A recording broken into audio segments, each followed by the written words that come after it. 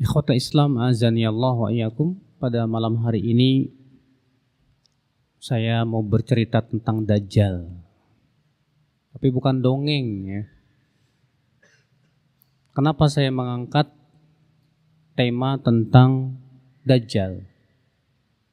Pertama, karena disebutkan dalam hadis bahwa Dajjal itu keluar di saat orang sudah tidak lagi berbicara tentang Dajjal. Di saat kata Rasulullah, khotib-khotib tidak lagi berbicara tentang Dajjal. Saat sudah tidak ada yang membicarakan tentang Dajjal dan sudah dilupakan, maka saat itu Dajjal akan keluar. Yang kedua, kenapa saya ingin bicara tentang Dajjal? Karena yang kedua, Dajjal itu fitnah yang paling besar. Tidak ada fitnah yang lebih besar dari Masihud Dajjal.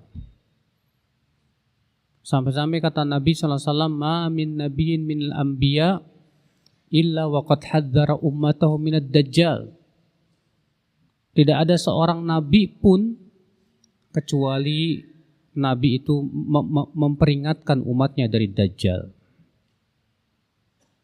Makanya Dajjal fitnahnya dahsyat sekali, berat sekali.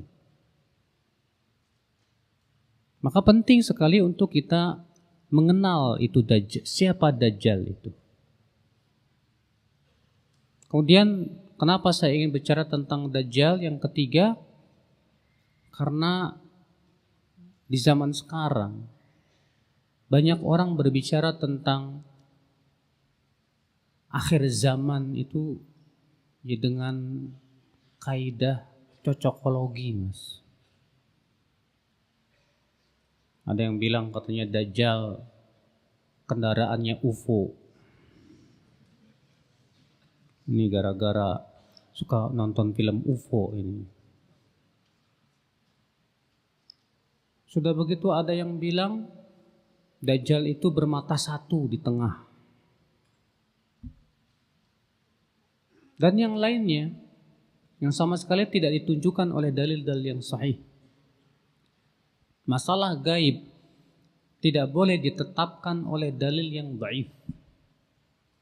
Masalah gaib tidak bisa ditetapkan oleh perkiraan-perkiraan. Masalah gaib harus ditetapkan oleh dalil yang sahih yang berasal dari Nabi sallallahu alaihi wasallam.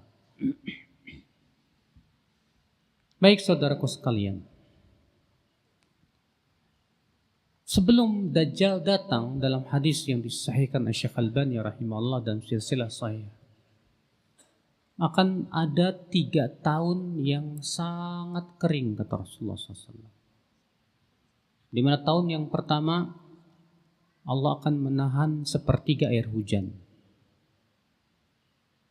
Tahun yang kedua Allah akan menahan setengah air hujan atau 2/3 air hujan. Dan tahun yang ketiga kata Rasulullah Allah akan menahan hujan sama sekali. Dan di saat itu tidak ada makanan. Bayangkan saudara-saudaraku sekalian. Dan dalam riwayat yang lain yang juga disahihkan oleh Syekh Albani rahimahullah dalam Sahih Jami', la taqumus sa'ah hatta yatamanna an-nasu Dajjal. Tidak akan tegak hari kiamat sampai orang-orang akan mengharapkan keluarnya Dajjal. Para sahabat bertanya, "Ya Rasulullah, mengapa demikian? Kenapa orang-orang mengharapkan keluarnya Dajjal?" Kata Rasulullah, "Min syiddatid dank." Karena di saat itu kelaparan, kesusahan luar biasa sekali. Bayangkan gak ada makanan. Di saat kesusahan seperti itu, Dajjal membawa apa coba? Membawa gunung roti, bayangin. Bayangkan saudara-saudaraku sekalian, di zaman sekarang saja ada orang bersedia mengganti agamanya demi mendapatkan sesuap nasi. Bagaimana kalau ternyata itu ketika Dajjal keluar? Mengerikan. Sebutkan pula dalam hadis yang sahih, Nabi SAW mengabarkan, Umranu Baitul Maqdis kharabul Madinah, wa kharabul Madinah khurujul malhamah,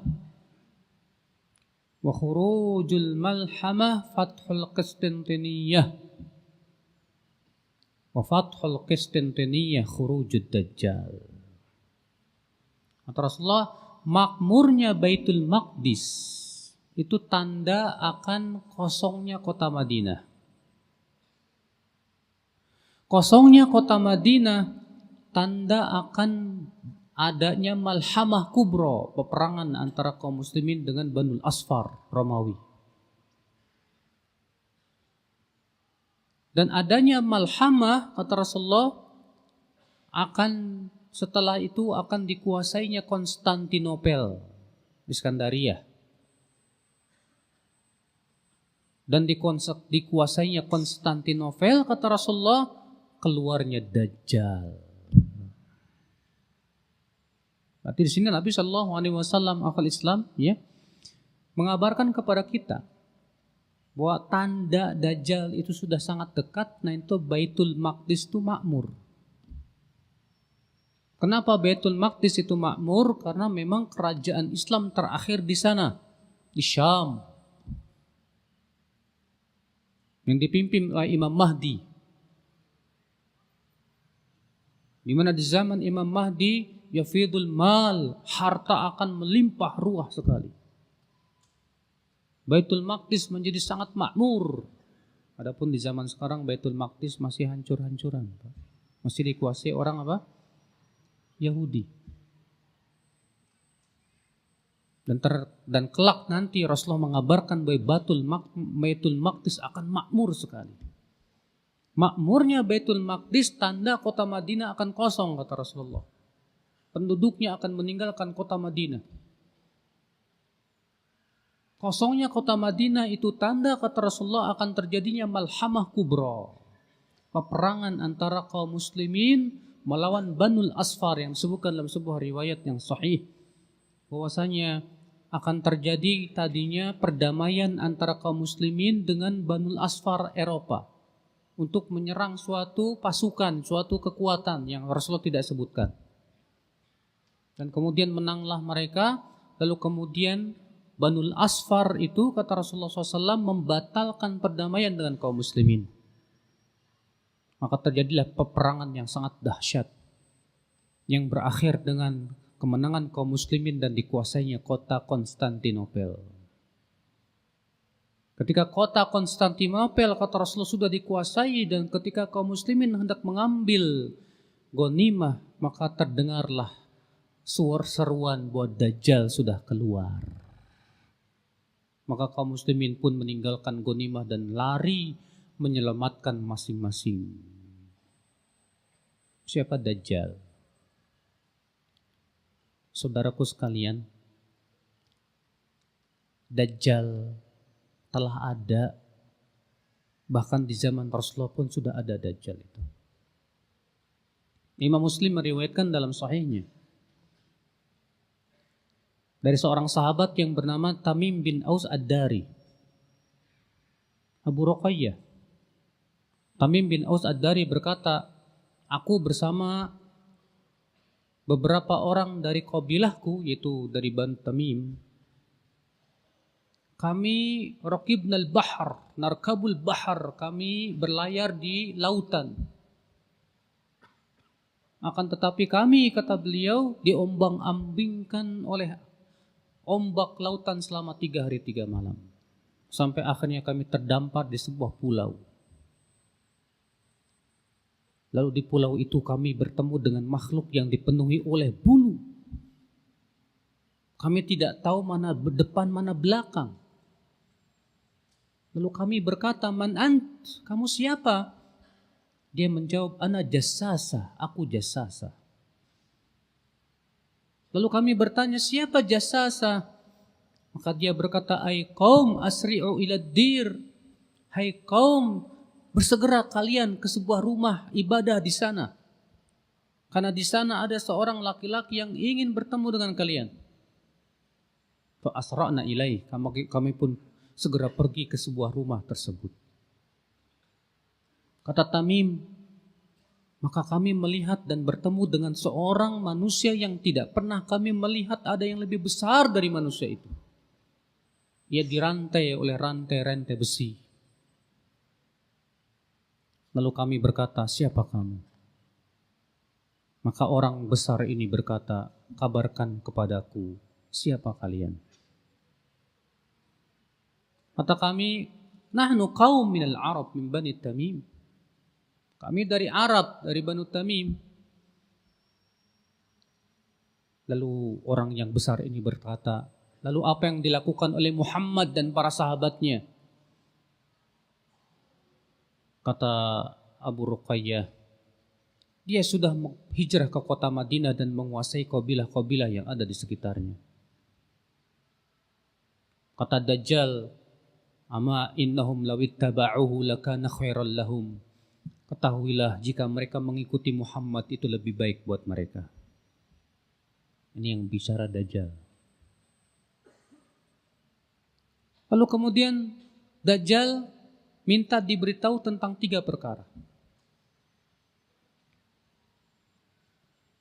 Dajjal berkata kepada Tamim, Tamim dan sahabat-sahabatnya, kabarkan kepadaku tentang kurma yang ada di suatu tempat namanya Baisan. Kata Tamim, tentang apanya? Tentang kurmanya, apa masih berbuah? Kata Tamim, masih. Kata Dajjal, kata orang besar ini, kelak nanti pohon kurma di sana tidak akan berbuah lagi. Kabarkan kepadaku tentang sebuah mata air yang bernama Zughar. Tentang apanya, kata Tamim? Tentang airnya, apakah masih banyak? Kata Tamim, masih. Kata Dajjal, kata orang ini, kelak airnya akan kering. Kemudian orang ini bertanya lagi, kabarkan kepadaku tentang danau yang bernama Tabariyah, Tiberias, yang sekarang ada di Israel. Tentang apanya, kata Tamim? Tentang airnya, masih ada apa tidak? Kata Tamim, banyak.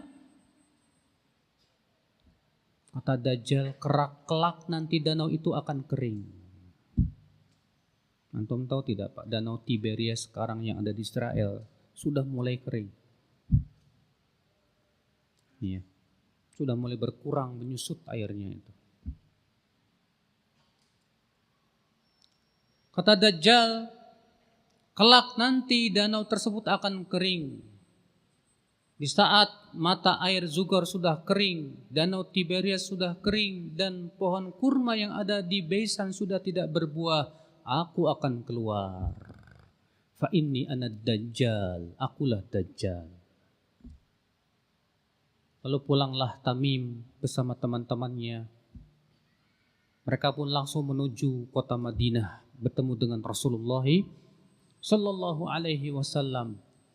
Lalu masuk Islamlah Tamim, dan diceritakan tentang perihal bertemunya Tamim dengan Dajjal. Setelah selesai sholat, Rasulullah SAW sabda kepada para sahabat, makanakum, diam di tempat-tempat kalian.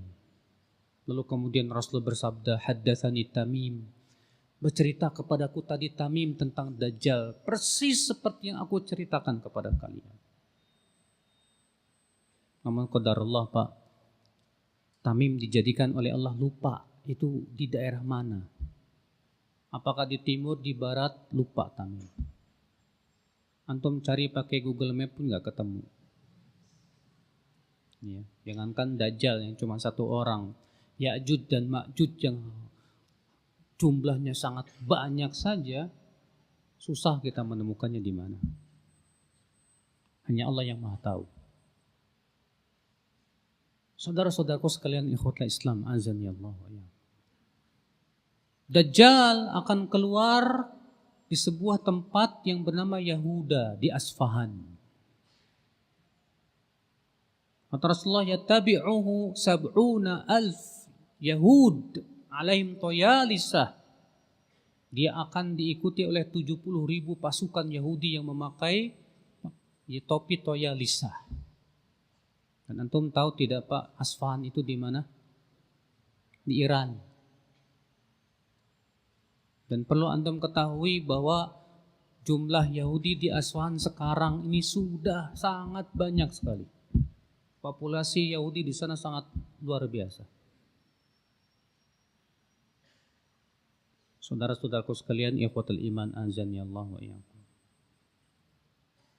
Dajjal di akhal Islam, di antara sifat-sifatnya disebutkan dalam hadis-hadis yang sahih, ja'dur ra's. Rambutnya itu keribu. Qasir, pendek. Ya. Kemudian besar badannya. Kemudian kata Rasulullah SAW, ininya apa? Jidatnya agak nonjol, jenong. Bertuliskan di jidatnya itu kafaro. Dan ini hanya bisa dibaca oleh orang Islam saja. Adapun orang yang tidak Muslim, dia tidak bisa membacanya. Kafaro. Dan Dajjal diberikan oleh Allah kemampuan yang luar biasa dan ini fitnah yang dahsyat. Dajjal, kata Rasulullah, berjalan secepat angin. Dajjal disebutkan dalam hadis bisa menyuruh awan untuk hujan. Bila mendatangi suatu kaum yang tidak beriman kepada Dajjal, Dajjal akan berkata kepada tanah, kering kerontang. Dahsyat tidak? Kemampuannya Dajjal ini hebat sekali.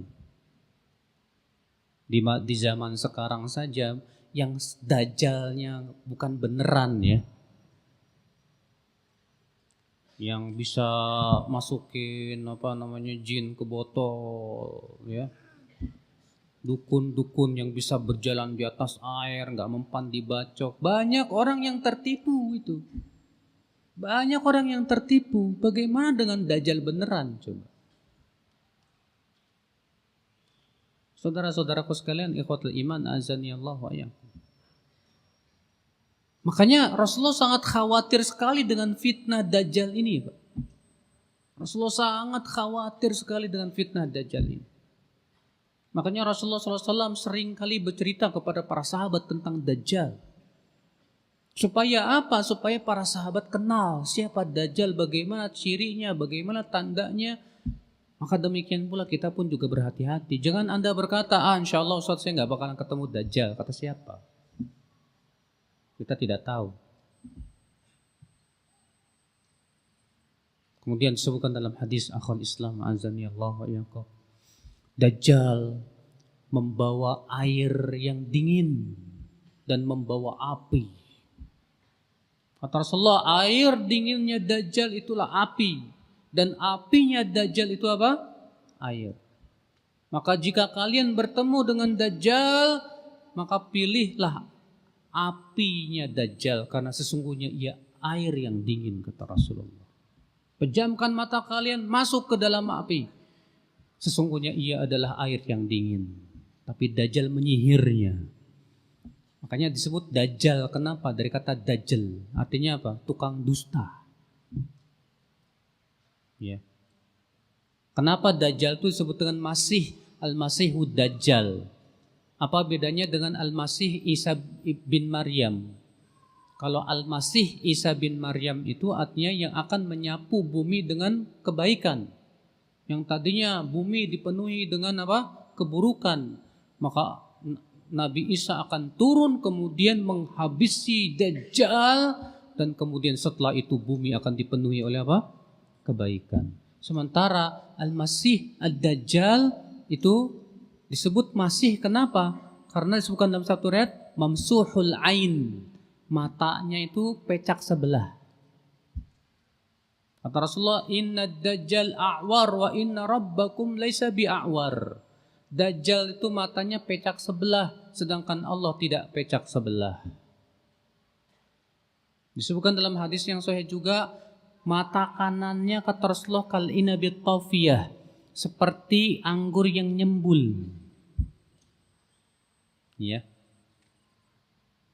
Saudara-saudaraku sekalian, ikhwatul Islam. Dan disebutkan dalam satu ayat yang lain, Dajjal itu kepalanya seperti kepala ular. Maksudnya gimana? Kata para ulama menafsirkan, orang-orang Arab menyebut kepala ular itu kiasan buat orang yang kepalanya nggak bisa diem. Kalau ada orang kepalanya nggak bisa diem, nengok sana, nengok sini, nggak bisa diem, gerak terus. Itu orang Arab menyebutnya kepalanya kayak kepala ular. Maka kalau antum ada yang kayak gitu ya disebutnya kepala ular.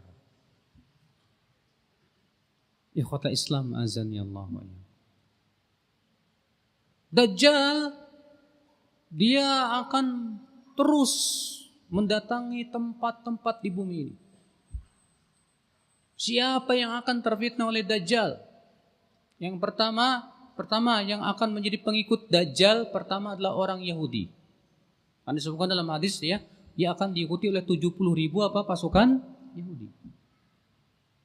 Yang kedua, disebutkan dalam satu riwayat wanita.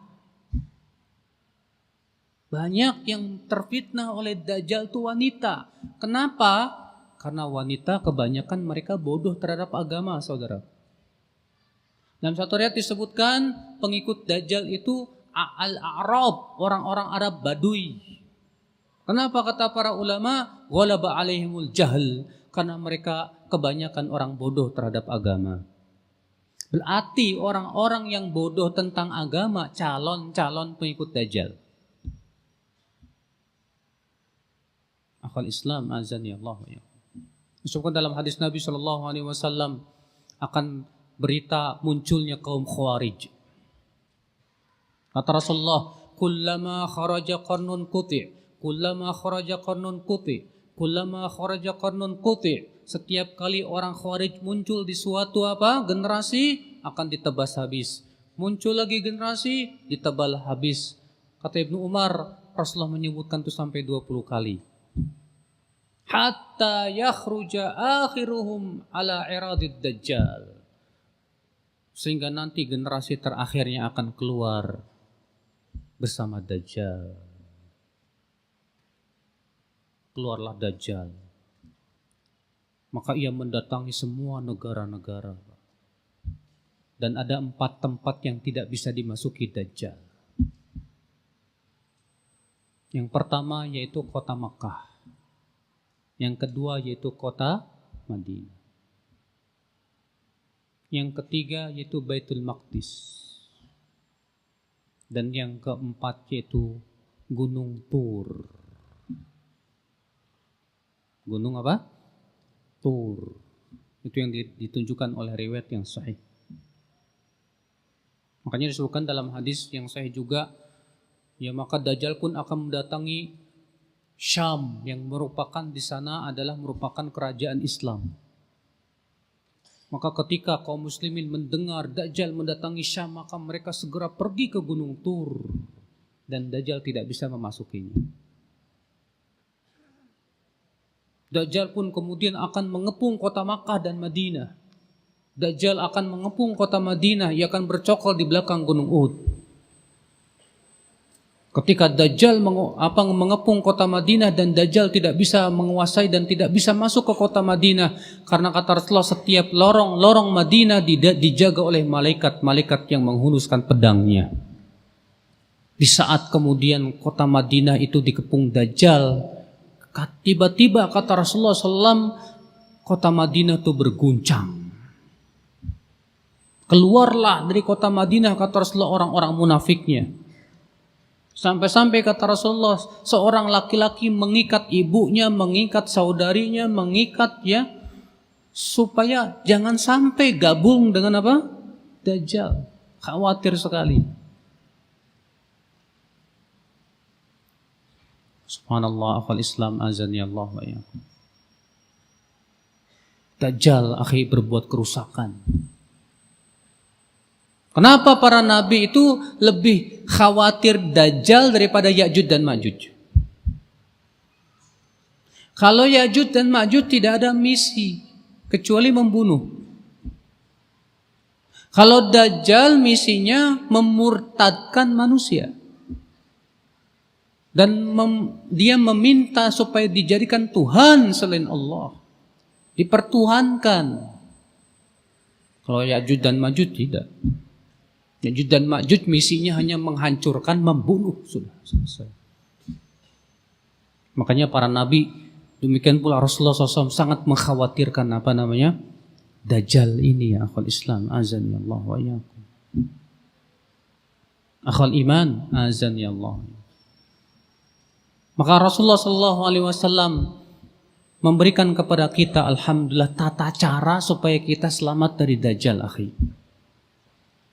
Bagaimana cara supaya kita selamat dari Dajjal?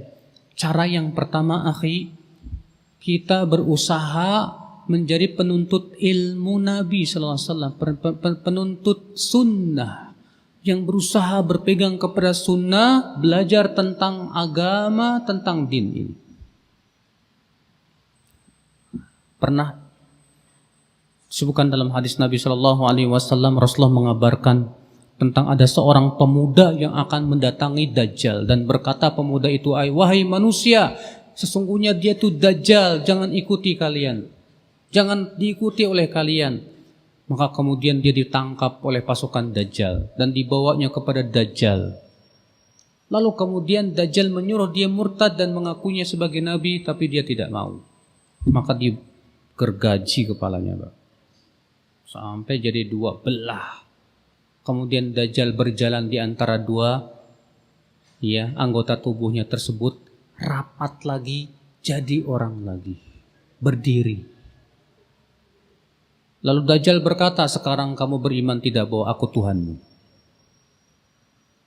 Apa kata si pemuda ini? Justru aku semakin yakin engkau Dajjal yang dikabarkan oleh Rasulullah SAW. Rupanya si pemuda ini punya ilmu tentang hadis. Berarti ini memberikan isyarat saudaraku sekalian. Mereka yang berpegang kepada sunnah, yang belajar sunnah, yang belajar agama, belajar din, insya Allah mereka selamat. Apalagi sudah kita sebutkan tadi, pengikut Dajjal itu wanita, orang Arab Baduy. Kenapa kata para ulama? Ghalaba alaihimul jahl, karena kebodohan itu sudah menguasai mereka. Berarti orang-orang bodoh yang gak mau belajar agama, gak mau belajar din, calon-calon terfitnah sama Dajjal. Makanya ini menunjukkan, akhi, penting sekali kita belajar din, belajar agama, belajar sunnah Nabi SAW. Manfaatnya luar biasa. Kemudian yang kedua, akhi, agar kita selamat dari Dajjal, yaitu kenali sifat-sifat Dajjal. Kenali betul-betul oleh kita. Sebab kalau kita tidak mengenalinya, kita bisa tertipu. Yang ketiga, akhi, agar kita selamat dari Dajjal, selalu sebelum salam berdoa berlindung dari 4 perkara. Allahumma inni a'udzubika min adabi Jahannam, wa min adabil qabr, wa min fitnatil mahya wal mamat, wa min syarri fitnatil masihid dajjal. Jangan lupakan itu. Nabi menganjurkan umatnya sebelum salam, setelah selesai tahiyat, untuk berlindung dari 4 perkara. Sebagian ulama mengatakan hukumnya wajib, namun jumhur ulama mengatakan itu hukumnya sunnah. Ya. Maka jangan lupakan itu. Kemudian yang keberapa? Yang keempat, hafalkan 10 ayat pertama dari surat Al-Kahfi. Disebutkan dalam hadis, man hafidha 10 ayat min suratil kahf, min awwali suratil kahf, usima minad dajjal. Siapa yang hafal 10 ayat pertama dari surat Al-Kahfi, ia akan selamat dari Dajjal. Udah hafal belum? Belum? Terus kapan ngafalin? Ya gampang Ustaz, saya nanti bacain pakai mushaf aja. Gimana kalau mushafnya diambil sama Dajjal? Iya. Hafalin dari sekarang. Kamu jangan merasa pede dulu, insya Allah saya nggak bakalan ketemu Dajjal. Ada yang sudah hafal? Sudah hafal belum? Sudah hafal? Hafal? Ya, gimana nih? Belum pada hafal. Kalau ketemu Dajjal terus mau dibacain apa? Ya, Rasulullah tidak menyuruh bacain yasinan, Pak. Ada Dajjal yasinan. Rasulullah menyuruh bacanya itu 10 ayat Al-Kahfi. Saudara-saudaraku sekalian, ikhwatul Islam azani Allah. Kemudian cara yang selanjutnya, berusaha menjauh dari Dajjal. Disebutkan dalam hadis, ya, fa idza sami'tum Dajjal bi ardin falyan'an. Apabila seseorang dari kalian mendengar nih ada Dajjal sudah sampai mana, jauhi. Ya. Dajjal udah sampai apa? Jalan Gatot Subroto, Gatsut. Lari. Jangan malah penasaran, pengen lihat yang kayak gimana Dajjal itu. Orang Indonesia itu suka penasaran, Pak. Yang mana Dajjal itu? Yang mana? Karena syubhatnya besar. Kata Rasulullah, seseorang ingin bertemu dengan Dajjal dan dia merasa yakin dia tidak akan terpengaruh, ternyata langsung terkena syubhatnya. Karena syubhat Dajjal itu kuat sekali, saudaraku. Berat. Dan ini adalah isyarat agar kita meninggalkan dan menjauhi segala macam syubhat. Jangan dekati syubhat. Kalau di zaman sekarang banyak orang senang malah mendekati syubhat itu. Malah penasaran, pengen tahu. Akhirnya terpengaruh. Iya. Akibat daripada kita ini tidak mau menjauhi syubhat, akhirnya jatuhlah kepada apa? Syubhat. Nah, Rasulullah SAW menyuruh kita supaya ketika mendengar Dajjal suatu tempat segera lari. Lari dan lari, Masya Allah.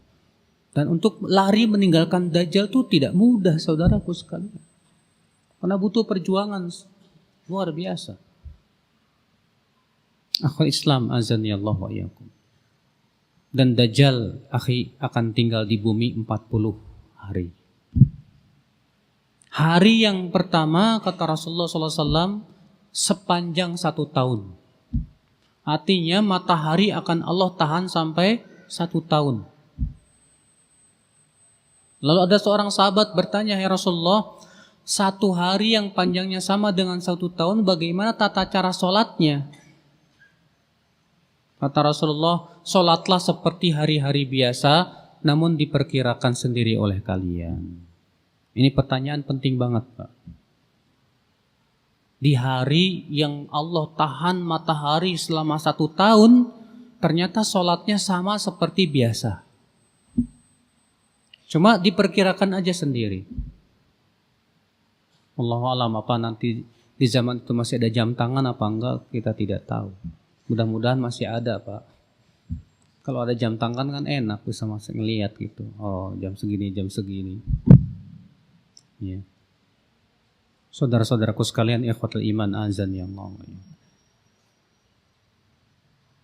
Kemudian akhul Islam azani Allah wa iyyakum. Hari kedua kata Rasulullah panjangnya sama dengan sebulan. Hari yang ketiga panjangnya sama dengan seminggu.